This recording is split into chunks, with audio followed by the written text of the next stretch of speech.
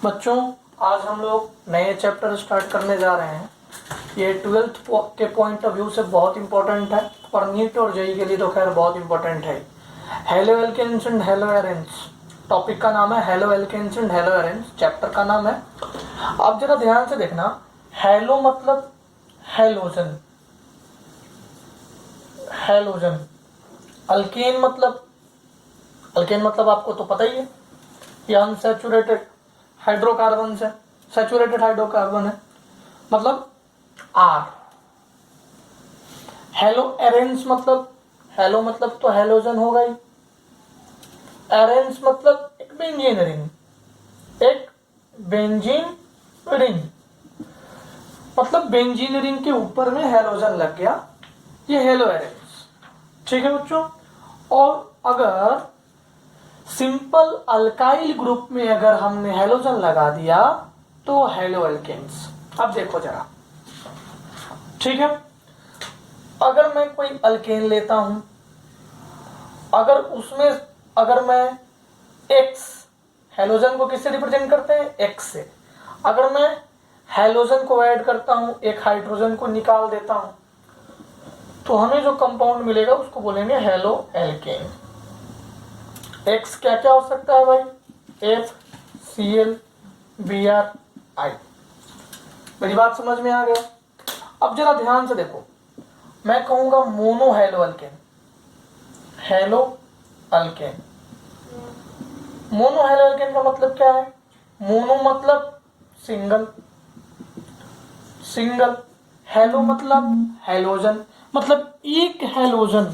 कितने हेलोजन, एक हेलोजन।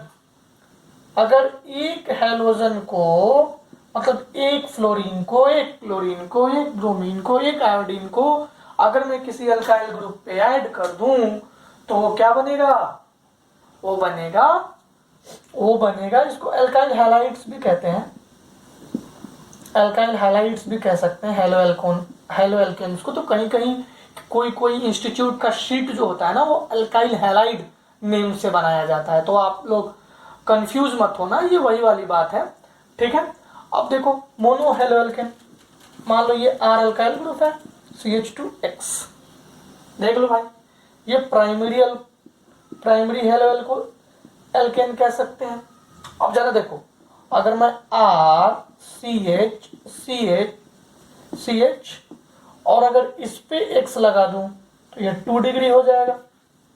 अब तो आप समझ गए होंगे, अगर एक और हाइड्रोजन हटा के वहां R लगा दूं, 3 अल्काइल ग्रुप लगाऊं और X लगा दूं तो ये 3 डिग्री हेलो एल्केन्स हो गया। ये 1 डिग्री प्राइमरी, 1 डिग्री, ये 2 डिग्री, ये 3 डिग्री। मोनो हेलो एल्केन समझ में आया। मोनो हेलो एल्केन बहुत सिंपल सा चीज है, जिसमें एक हाइड्रोजन आकर ऐड हो जाए। ठीक है, यहां तक किसी को कोई दिक्कत? चलो भाई, अब मैं आगे चलता हूं डाई हेलो एल्केन पे, मिटा दूं मैं इसे। Okay,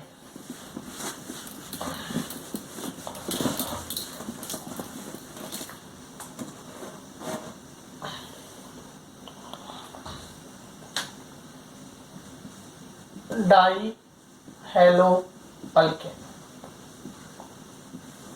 die halo alkane, die halo alkane क्या है, RCH2X, अब ये देखो CH2C X और एक तो बच गया ना, वहां पे मैंने हाइड्रोजन लगा दिया। ठीक है, वहां पे मैंने क्या लगा दिया, हाइड्रोजन लगा दिया। अब देखो, इसको जेमिनल कहते हैं, जेमिनल। और देखो ये भी RCH2, यहाँ पे एक X लगाया, यहाँ पे एक X लगा, ये दिख तो रहा ना, हाँ बिल्कुल सही है, RCHX, इसको विसिनल कहते हैं, विसिनल। अब देखो जीमिनल हेलो एल्केन, ये डाई हेलो एल्केन, 2 हेलोजन आपको दिख रहे होंगे, डाई हेलो एल्केन है।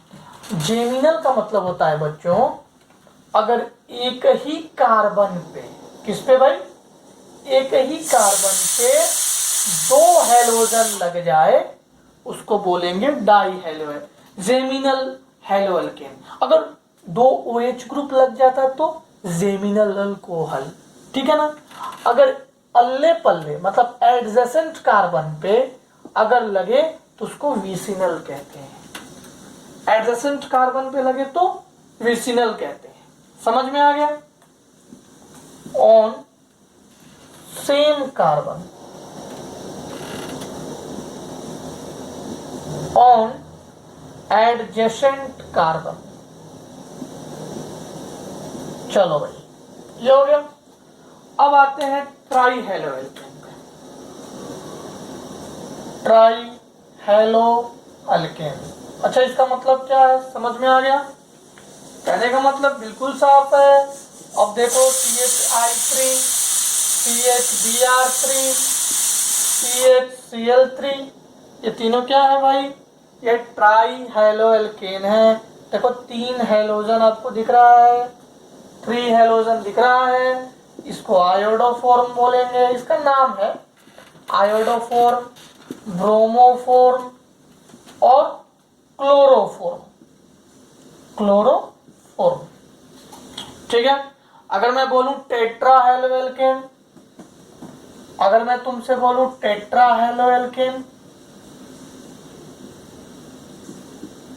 तो तुम क्या करते, चारों पे हेलोजन लगा देते, CCl4 carbon tetra chloride, carbon tetra chloride, मतलब चारों हाइड्रोजन हटाने का, उन चारों पे क्या जोड़ देने का, उन चारों पे हेलोजन लगा देने का। क्या मेरी बात सबको समझ में आ गई बच्चों। चलो ठीक है, हम डिफरेंट हेलो एल्केन्स के बारे में पढ़ रहे हैं। मैं आपको आइडेंटिफाई करा रहा हूं कि कैसा कैसा हेलो एल्केन्स हो सकता है, ठीक है। अब हम लोग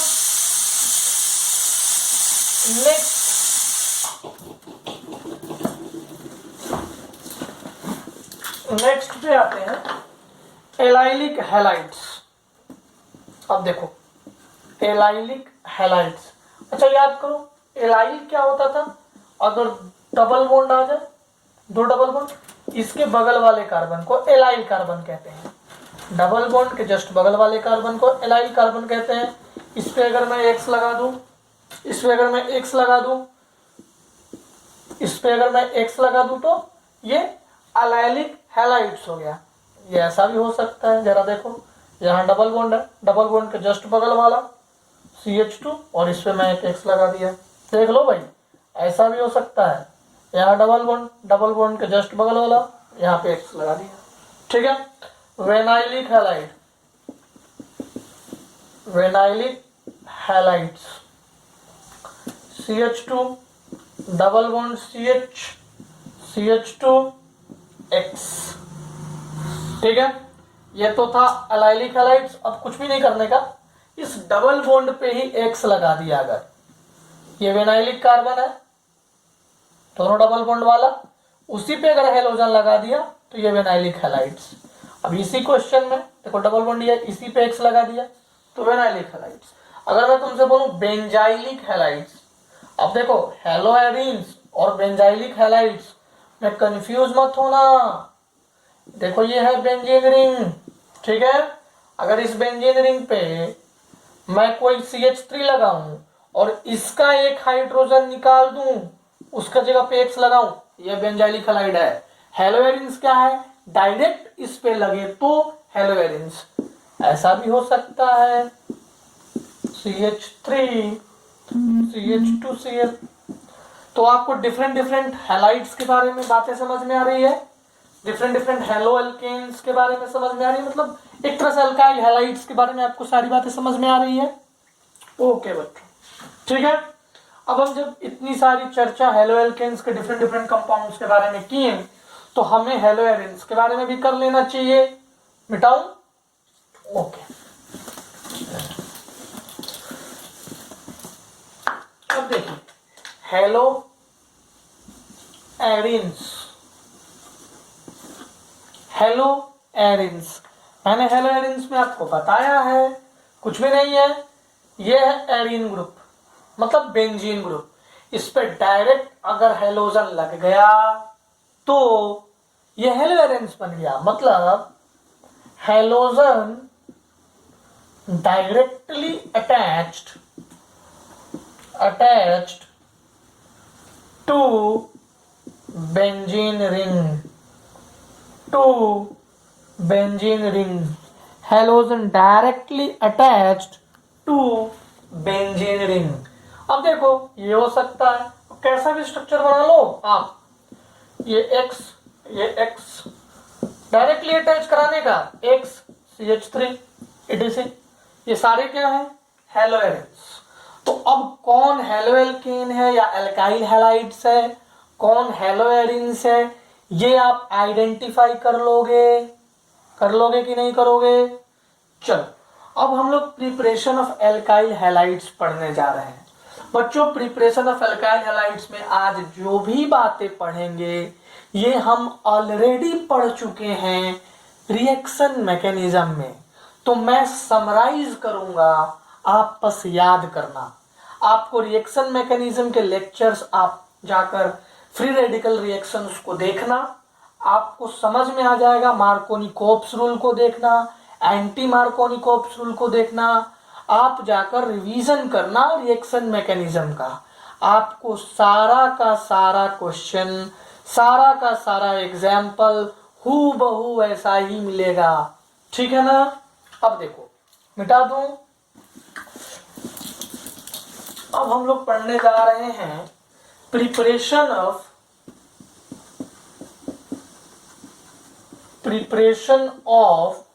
एल्काइल हैलाइड्स। हम लोग पढ़ने जा रहे हैं प्रिपरेशन ऑफ एल्काइल हैलाइड्स। पहला टॉपिक है फ्रॉम एल्केन। एल्केन से हम एल्काइल हैलाइड्स कैसे करते हैं। डायरेक्ट हैलोजिनेशन कर सकते हैं, और ये चीज तो हमने पढ़ा रखा है। अब मैं लिखूंगा तो आप कहोगे कि हाँ सर हम लोग पढ़ चुके हैं। CH4+Cl2 याद है, फ्री रेडिकल रिएक्शन H के प्रेजेंस में होता था। सनलाइट देते थे, थोड़ा सा टेम्परेचर देते थे, तो क्या हो जाता था बच्चों, ये CH3Cl+HCl। ये कब तक चलते रहता था, जब ये CCl4 न बन जाए। ये CH2Cl भी देगा, Cl2 देगा, ये CHCl3 भी दे देगा, ये CCl4 भी देगा, और प्लस लास्ट में 4HCl मिलेगा। ये याद है, ये रिएक्शन याद है। तो ये इस मेथड से भी हम बना सकते हैं, और ये मेथड हम लोग ऑलरेडी पढ़ चुके हैं। कहाँ पढ़े थे, फ्री रेडिकल मैकेनिज्म में पढ़े थे। तो आप फ्री रेडिकल मैकेनिज्म को रेफर करना, और एक और बात मैं लिख दूं, नॉट सुटेबल फॉर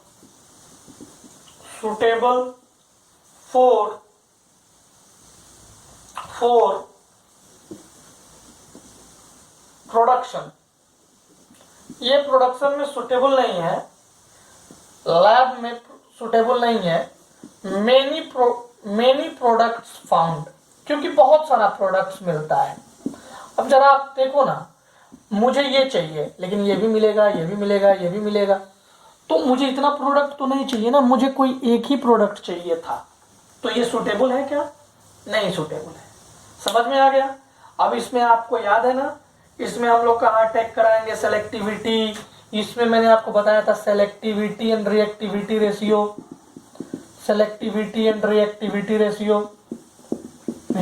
रेशियो।